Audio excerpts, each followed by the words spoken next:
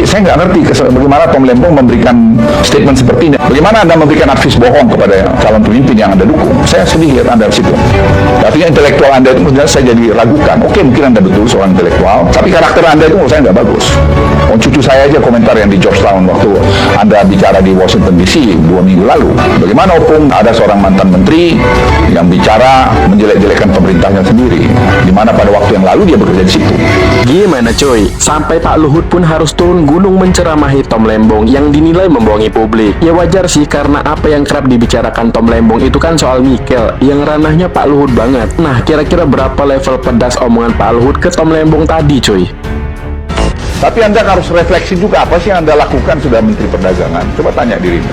Waktu Anda BKPM, apa yang Anda lakukan? Coba. Anda kan ditugasin untuk OSS. Saya ingat betul itu, bagaimana Anda curhat ke saya.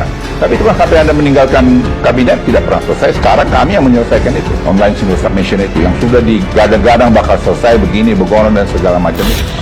Saya sangat empati ya kepada mereka semua ya, karena kayaknya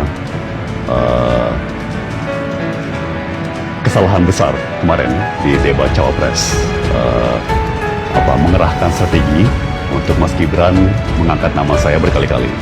Ya. Minimal 3 kali ya aku. Makanya kan trending topiknya nomor 1 yang debat siapa, yang trending topik di X Tom Lembong. Betul. Jadi itu backfire secara spektakuler, ya kan? Itu asli senjata makan tuan, ya kan? Jadi mereka kirim rudal, ya kan?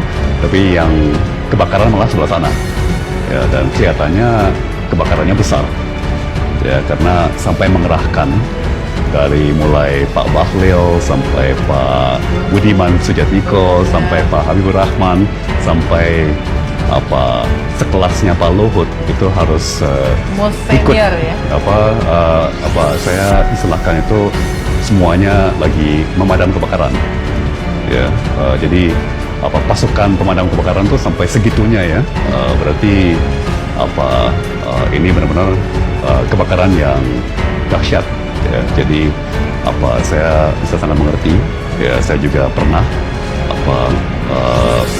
memberikan masukan yang gagal ya dan kena semprot ya. Jadi saya membayangkan mungkin tim debat kemarin. Menko Kemaritiman dan Investasi Luhut Binsar Panjaitan dan Kepala Badan Koordinasi Penanaman Modal Bahlil Lahadalia panas dengan pengakuan Thomas Lembong yang mengungkit sering membuat contekan pidato untuk Presiden Joko Widodo selama 7 tahun. Luhut pun menyerang Thomas Lembong dengan membongkar kinerjanya saat masih menjadi pembantu presiden.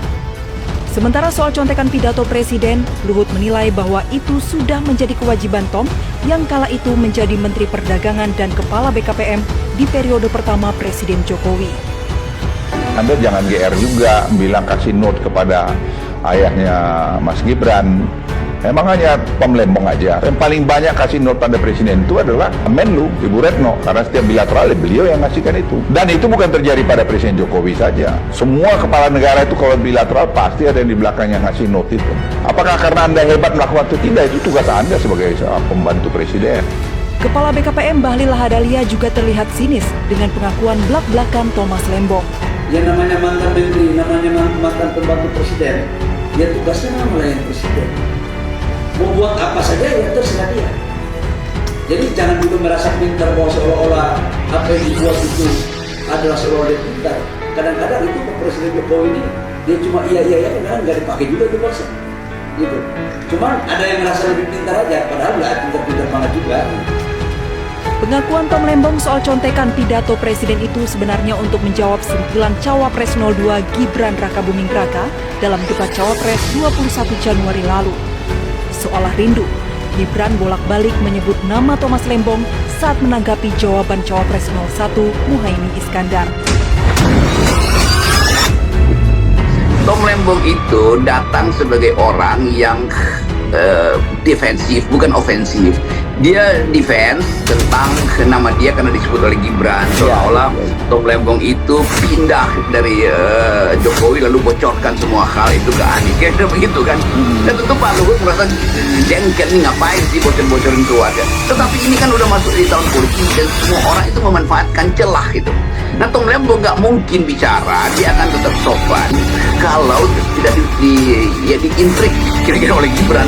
Dan Gibran berkali-kali atau diprovok lah, diprovok ya oleh Gibran. Itu 3 kali loh ngomongnya, 2 kali dia pakai istilah diintrik oleh Gibran. Dan Gibran tuh sengaja ucapkan itu untuk merendahkan kualitas dari timnya Anies. Dan itu masalahnya di situ kalau kita perhatikan, itu untuk merendahkan kan. Lo Anda di Tom Lembong nggak ngajarin tuh. Ya tentu saja Tom Lembong merasa bapak lu aja gua ajarin lagi Anies.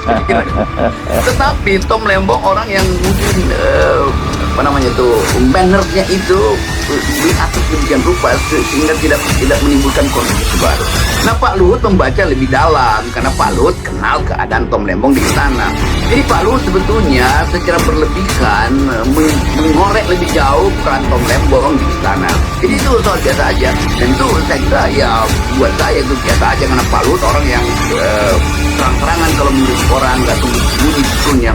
Jadi sekali lagi kritik Pak Luhut itu kita terima aja sebagai kritik seseorang yang merasa bahwa kalau keluar dari istana jangan bocorin dong. Nah, sebetulnya juga Pak Luhut mesti ngerti kalau sedang berkampanye Gibran jangan bocorin hal-hal yang dia tahu tentang orang istana, termasuk Tom Lembong, begitu kira-kira. Iya, termasuk Mahfud MD juga dong ya sebenarnya. Ya. Kemarin Mas Gibran jelas sekali dilatih untuk sangat agresif. Ya, jadi beliau sepanjang dia itu terus menyerang dan kelihatan sekali latar belakang Pak Mahfud yang senior teknokrat menghadapinya dengan kalem. Dan dia sudah punya panggung yang luas. Betul. Orang sudah kenal karakternya, bukan hanya di situ. Betul. Ya, di gedung parlemen, di MK, orang sudah kenal karakternya. Jadi dia tidak perlu stage itu sebetulnya. Betul. Ya. Nah, kemudian Pak Muhaimin menanggapinya dengan senyum. Dengan senyum, dengan santun, dan bagi saya yang paling penting dengan kejujuran, jujur. Ya, jadi begitu ditanya SGIE, SGIE ya, Pak Muhaimin dengan penuh kejujuran, ya, sangat simpel mengatakan apa itu? Ya. Saya belum pernah, saya kurang ingat apa itu istilah itu. Ya, saya pun juga kalau ditanya mendadak seperti itu saya tidak bisa jawab. Nah, justru disitulah kelihatan ya seperti sudah diulas kan sangat licik sekali. Apa bilangnya SGIE, padahal itu singkatan sebuah istilah Inggris ya kan, yang artinya SGIE lah gitu ya kan. Beda sekali dengan Pak Jokowi di 2014 dan 2019 di saat beliau seperti menjiplak Pak Prabowo dengan istilah seperti TPID, ya, tim pengendali inflasi daerah ya. Saat itu banyak masyarakat luas lagi sangat prihatin dengan inflasi ya, dan BI dengan Pemda rutin setiap bulan rapat di tim pengendali inflasi daerah. Ya, jadi itu sebenarnya istilah yang cukup banyak orang ketahui. Itu. Mengapa Anda katakan sangat licik? Jadi balik lagi, pakar-pakar, diplomat, ya kan, teknokrat seperti pengamat ada di sana pun semua di TV saya lihat banyak bertanya apa itu. Jadi sangat kelihatan bahwa ini didesain untuk menjebak. Justru dengan sengaja, dengan penuh kesengajaan mencari sebuah istilah yang udah pasti dia nggak tahu.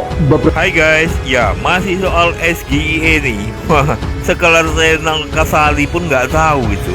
Tom Lembong aja nggak paham kenapa harus ditanyakan seperti itu. Harus menanyakan singkatan itu apa itu. Dan itu nggak berbobot sekali ya. Dan itu sangat licik dibilang tadi oleh Tom Lembong.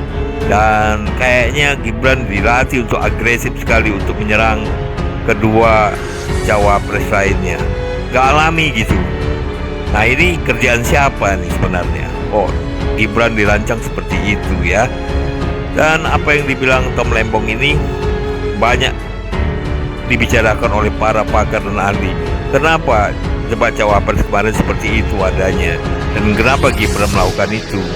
Sepertinya ingin menjatuhkan lawan debatnya. Sedangkan debat itu bukan untuk menjatuhkan orang lain atau menganggap orang lain itu bodoh dengan tidak tahu singkatan saja. Coba kalau ditanya dia singkatan A, singkatan B juga nggak tahu. Kalau ditanya yang lebih spesifik lagi soal ekonomi hukum ya, atau hukum-hukum ekonomi, mungkin dia juga nggak tahu. Nah, tapi apa gunanya menjatuhkan pihak lain dengan hal-hal yang memang tidak perlu diketahui. Karena ini kan calon wakil presiden, tatarannya kebijakan, bukan menguji seperti cerdas cermat.